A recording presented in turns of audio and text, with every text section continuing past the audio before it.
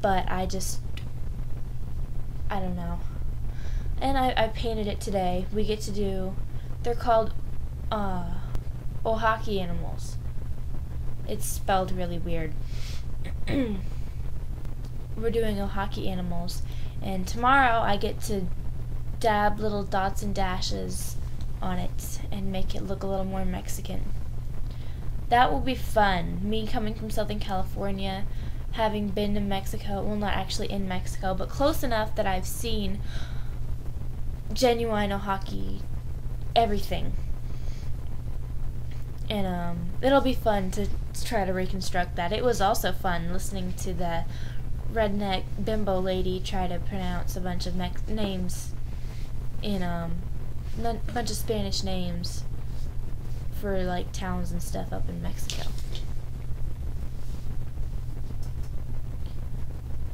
What else? I ordered season 6 of X-Files on Saturday, so with any luck that'll be here tomorrow night. I'm a bit worried that it'll do I'm a bit worried that it'll do the same thing that my movie did, where I ordered it one Sunday and it didn't get here till Friday. I don't want that to happen. Did I say I ordered Sunday? Because this time I ordered Saturday. Whatever.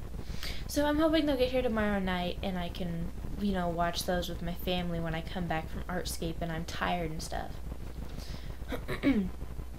I also downloaded Fern Gully. I don't know how many of you have seen the movie Fern Gully, The Last Rainforest, but it was one of my favorite movies on the entire planet when I was little. Going back and watching it now, it's kind of dark and creepy, but also, those of you who know me know how much I love Robin Williams, and that he plays one of the main characters. I wouldn't really say main character, he plays like he does the genie in Aladdin. Not exactly the main character, but a character that's there through the whole thing. He's kind of a comic relief. A bat that was tested in a biology lab, and he's released back into the wild, and he has this antenna on his head that receives weird radio messages all the time. It's really quite interesting, actually. It's also funny. Of course, it's Robin Williams. What do you expect, right?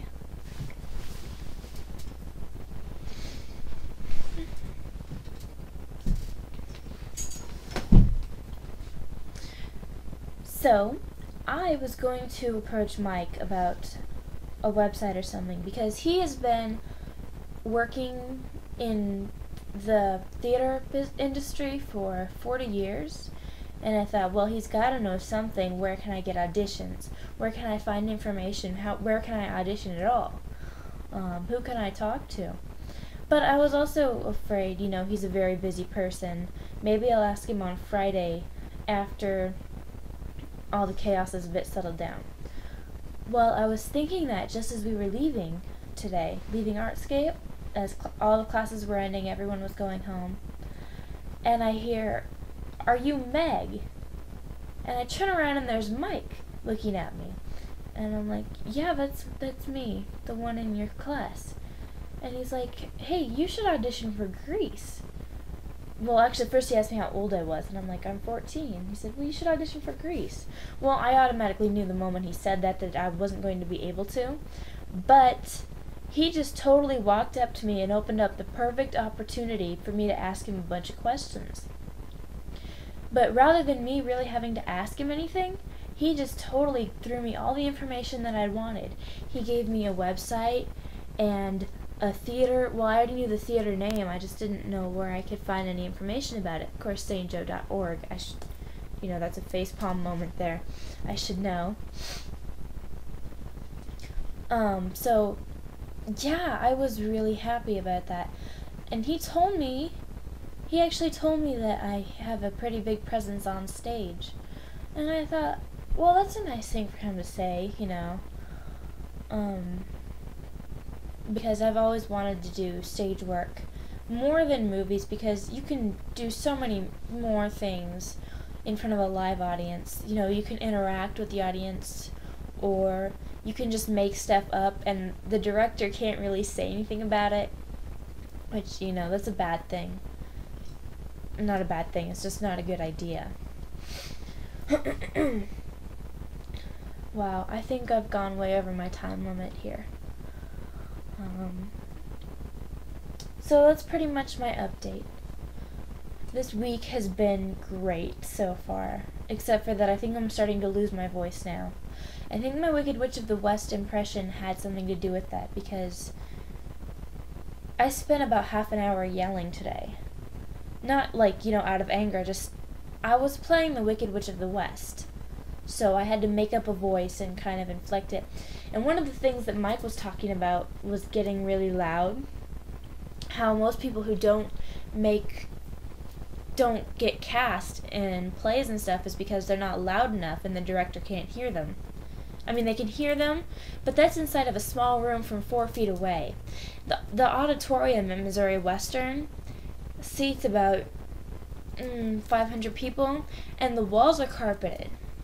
So you can't, the sound doesn't really reverberate very well. So you have to be really, really loud.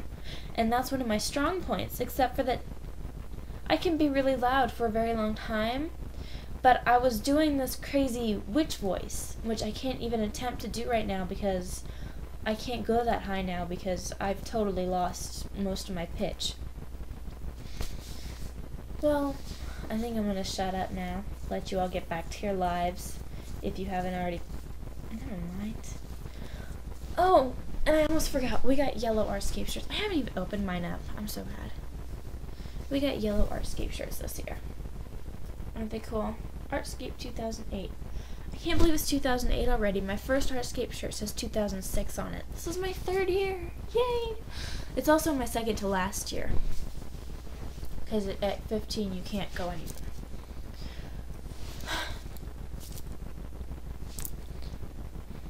Yep, that's it. I'm going to sign off now.